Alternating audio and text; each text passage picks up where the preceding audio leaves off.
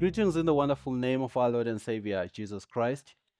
We are grateful to the Lord for this opportunity that today we can gather and read His Word and hear what the Lord is saying to us. We are continuing on the subject of the kingdom of God. Today, we are on the subject that says, you are missing out on the kingdom niceties.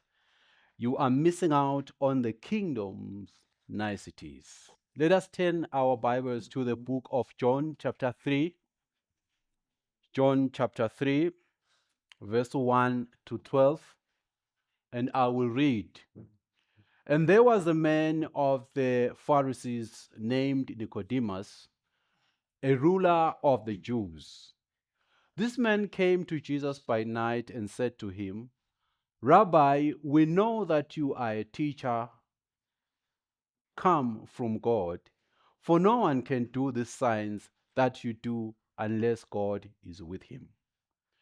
Jesus answered and said, Most assuredly I said to you, unless one is born again, he cannot see the kingdom of God. Nicodemus said to him, How can a man be born when he is old? Can he enter the second time in his mother's womb and be born?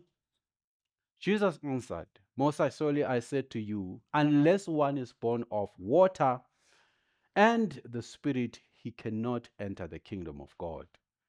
That which is born of the flesh is flesh, and that which is born of the Spirit is spirit. Do not marvel that I said to you, you must be born again. The wind blows where it wishes, and you hear the sound of it, but cannot tell where it comes from and where it goes. So is anyone who is born of the Spirit. Nicodemus answered and said to him, How can these things be? Jesus answered and said to him, Are you the teacher of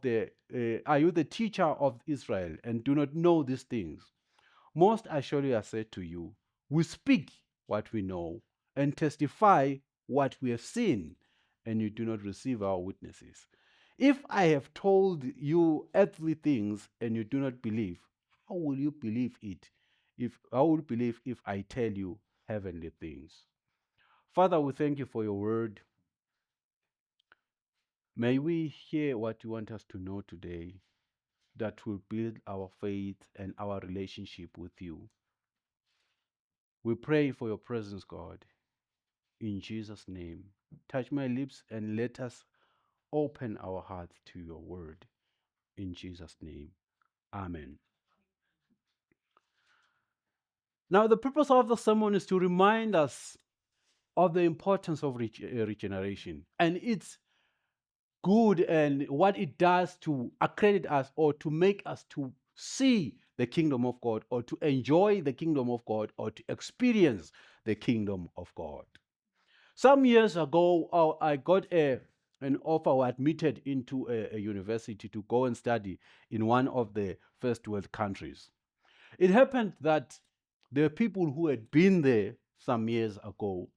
And when I got my offer and the funding, so I was ready and excited to go there. I asked them, is there a need for a visa? They said, no, we've been there. There's no need for a visa. For people from this country, from Eswatini, you can just go in and no problem. I relied on that, never applied for the visa, and I went there. When I got to the airport, that's where things changed. Where's your visa? I said, I didn't have a visa because there is no need. They said, no, you need a visa. So I was detained and flown back to my country.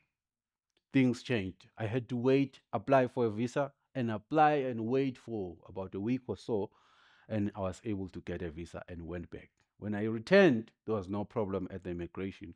I was able to stamp in, and I started my studies. Jesus Christ is talking to this man by the name of Nicodemus.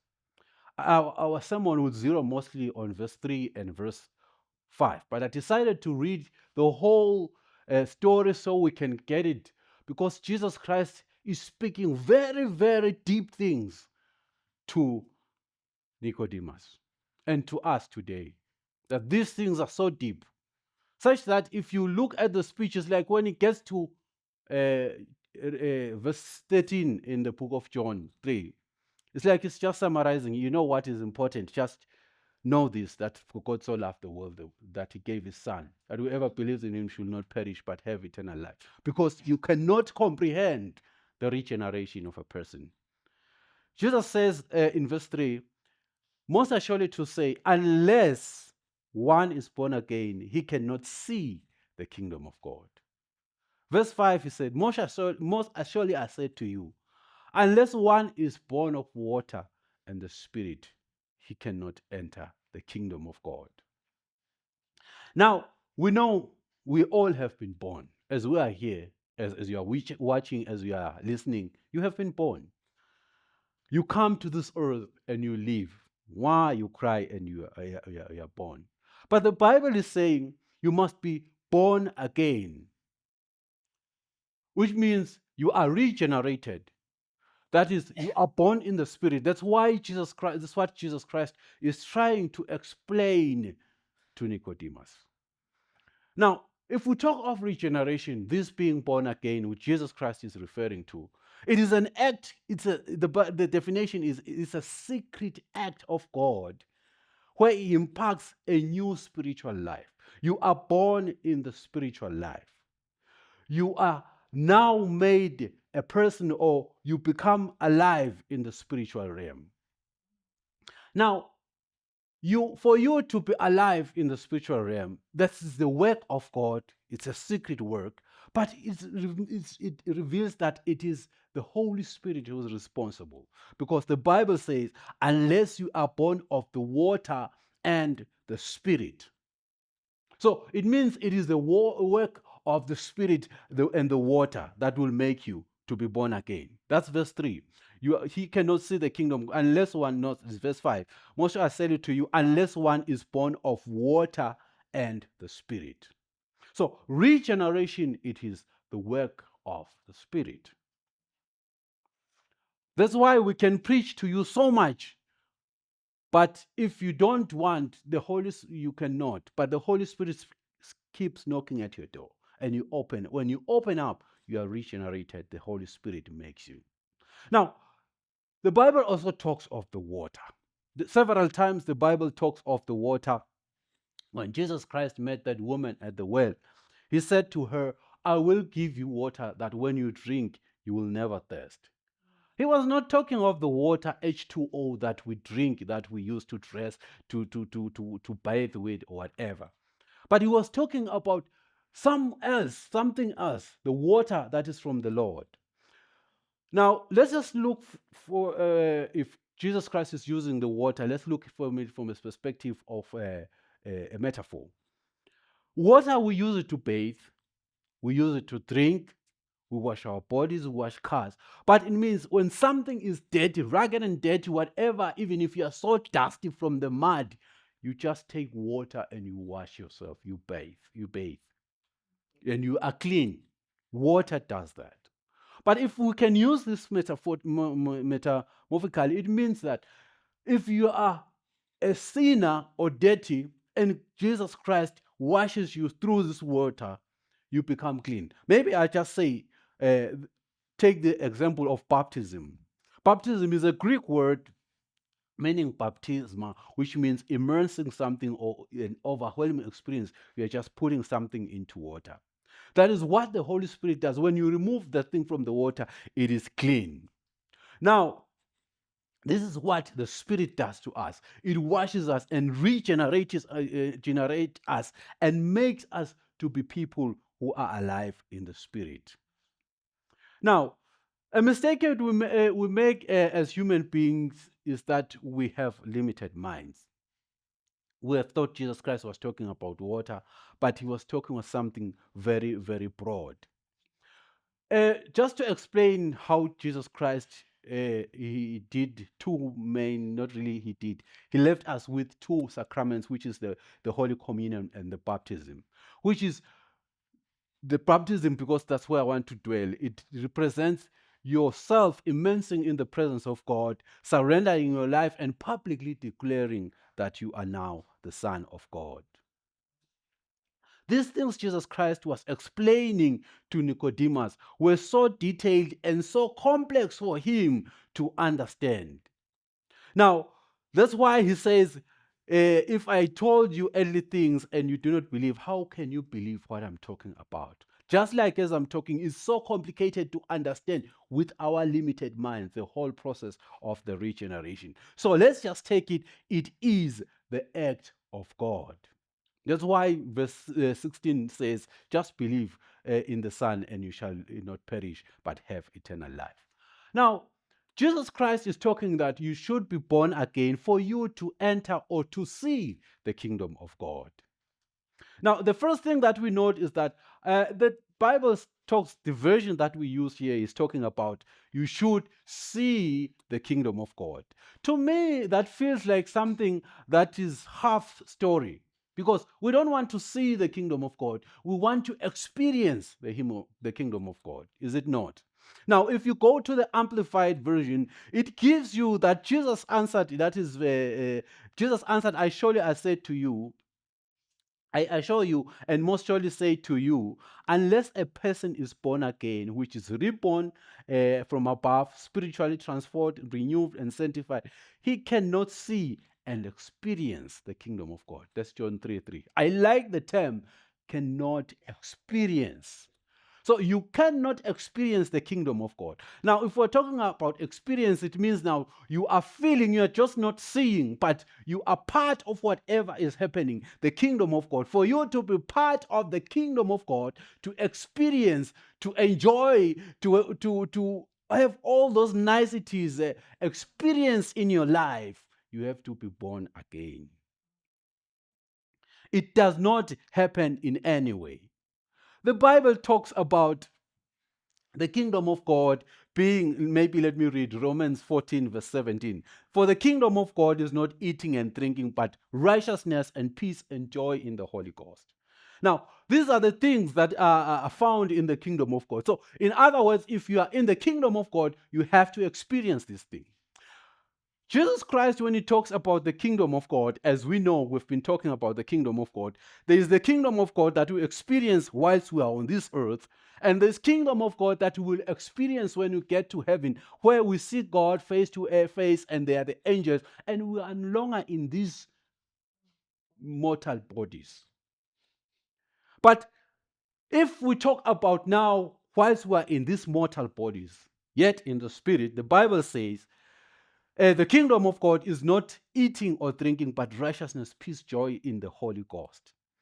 So, in other words, for a person to, the characteristic of a person who is heavenly bound, who enjoys these kingdom things, this person has to have righteousness, peace, joy in the Holy Ghost. If we talk about righteousness, a person in his natural body without the presence of the Holy Spirit or being born again, he cannot be righteous. The Bible says in the book of Isaiah, our righteousness or our self righteousness is just like filthy rags. So it's nothing. You can try to do good jobs or good works, try to be acceptable to people, give, talk nicely to people. According to God's standards, that is nothing.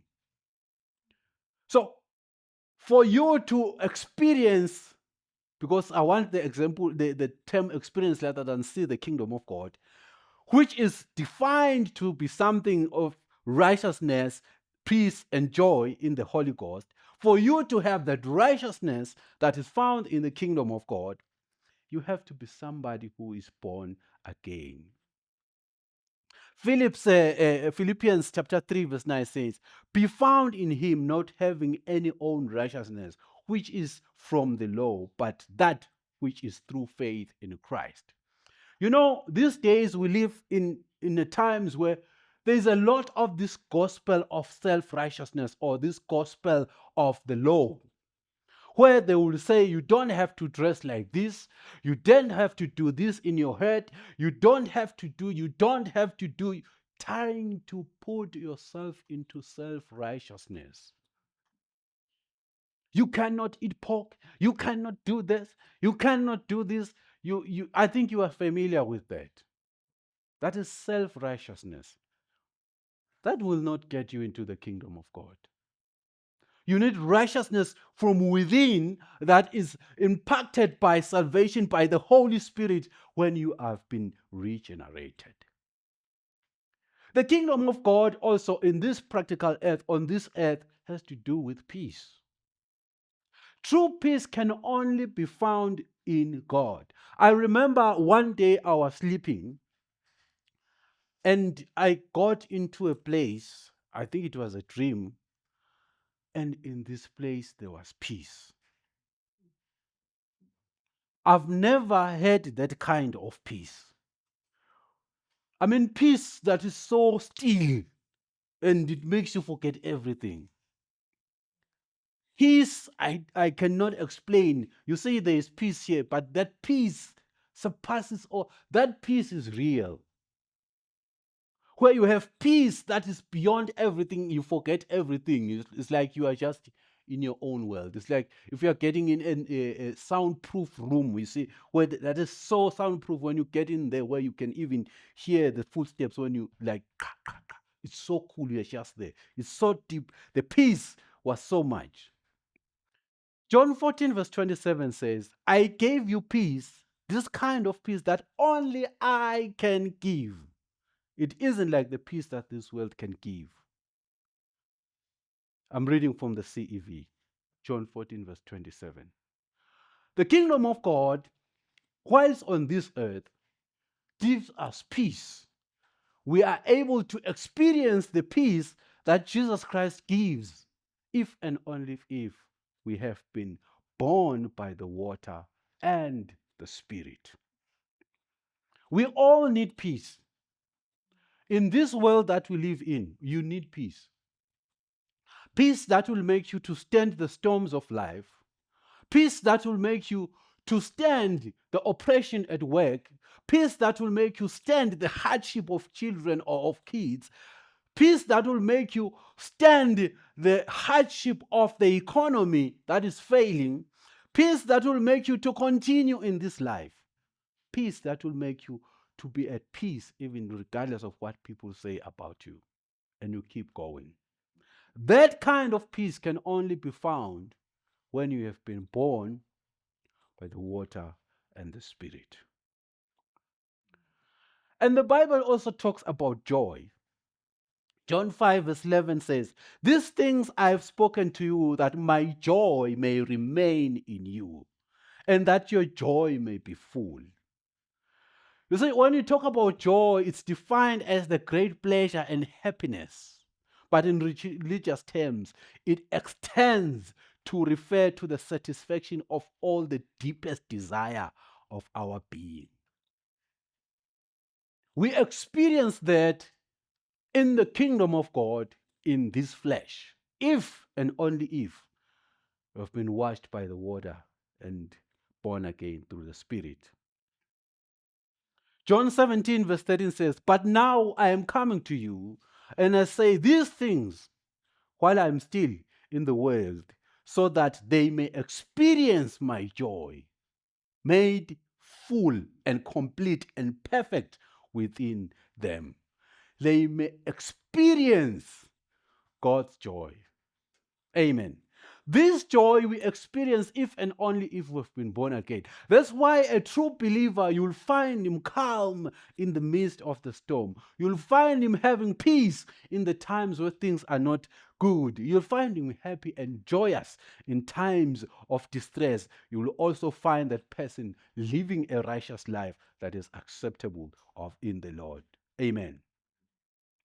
So, what also makes us joyful? You may ask, why are these people so joyful? It's the peace that Jesus Christ has given us. It's the peace that assures us that He's with us in whatever we're going through. It is a peace that makes us to know that He has all the power. We have to know who we are before God, that we are His children. He cares about us.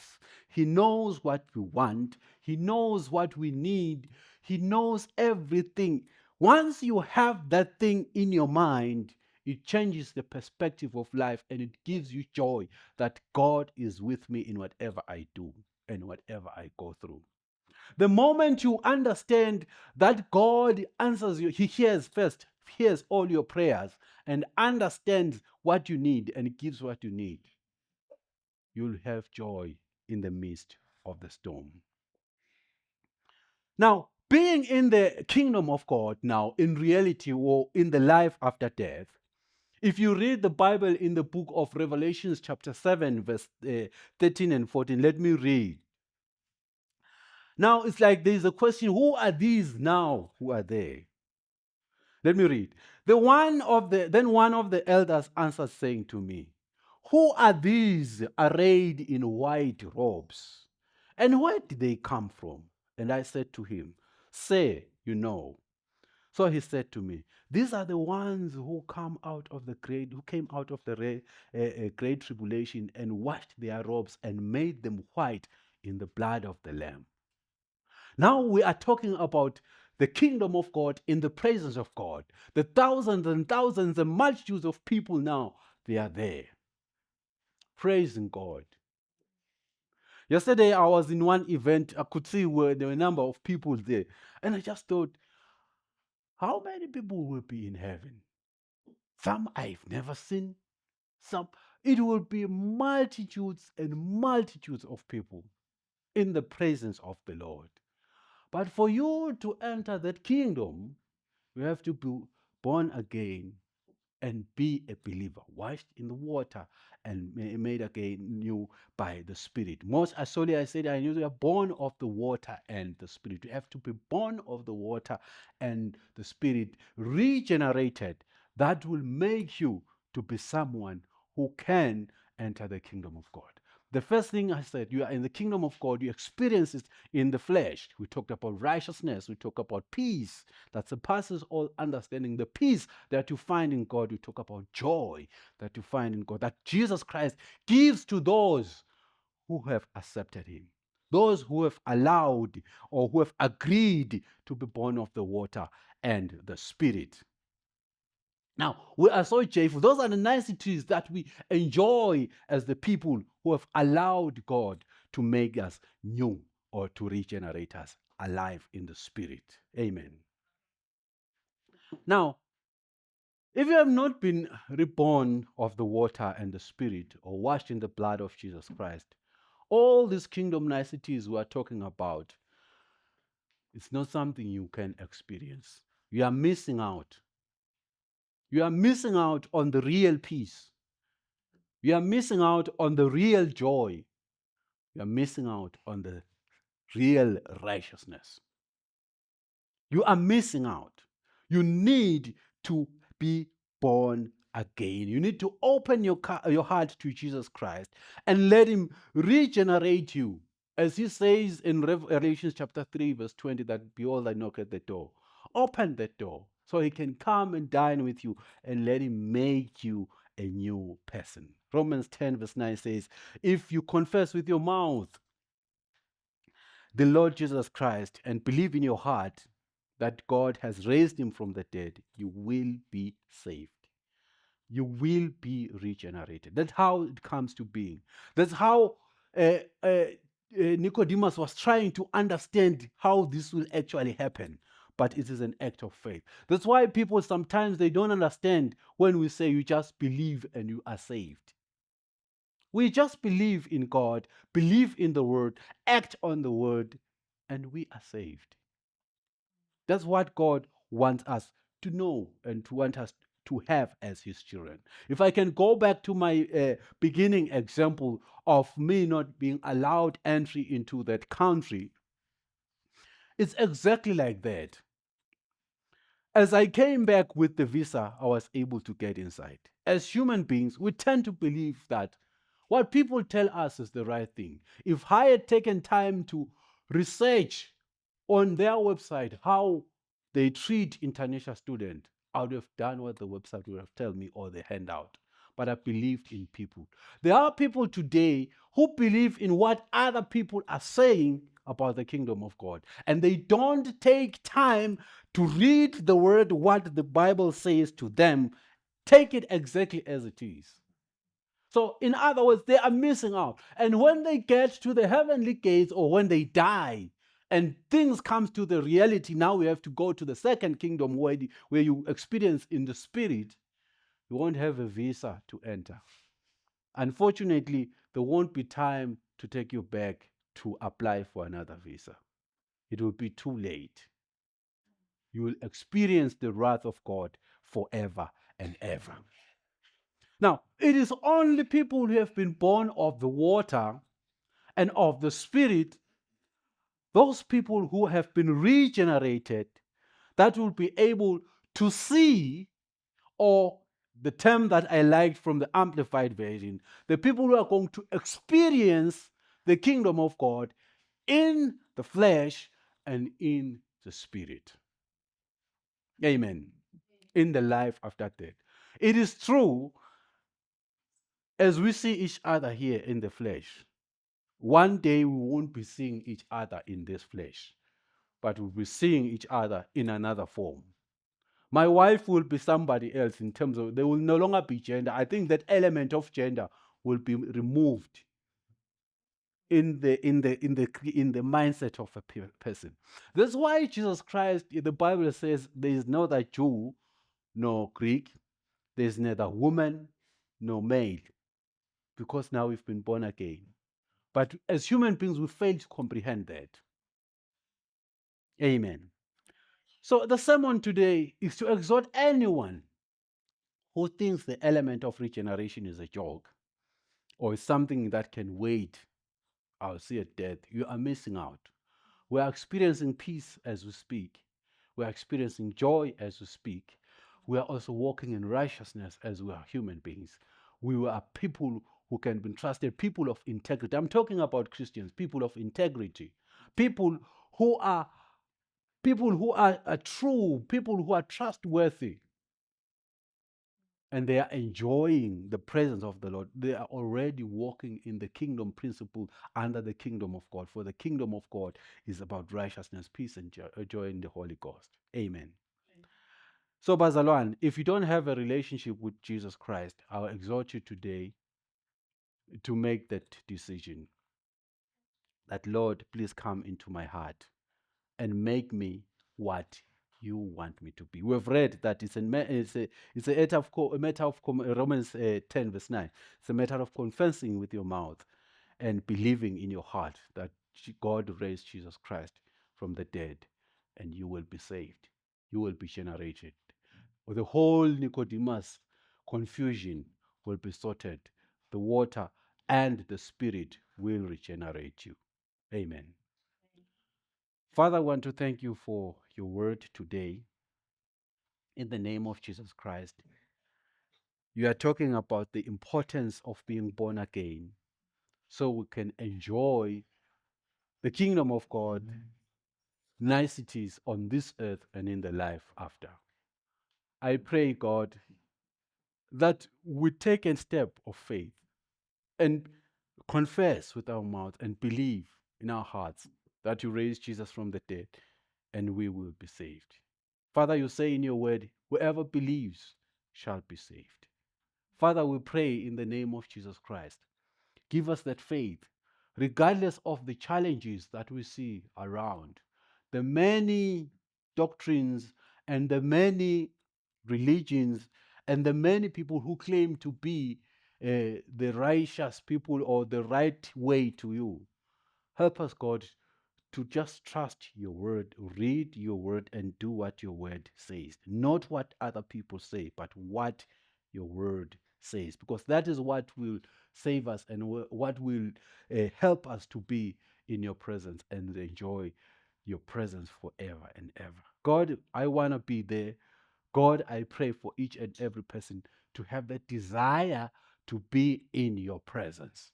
Father, I pray that may Christians in nowadays show the life that is in you, such that people can enjoy and have a desire to be part of the Christian family. Father, we cast the spirit that is in Christians, the spirit of lukewarmness that makes people to say there is absolutely no difference between me and Christians in terms of the way we conduct our lives. But let us live a life that enhances, that makes people, entices them to want to live the life we are living. We ask all this, God, in the name of the Lord Jesus Christ. Amen.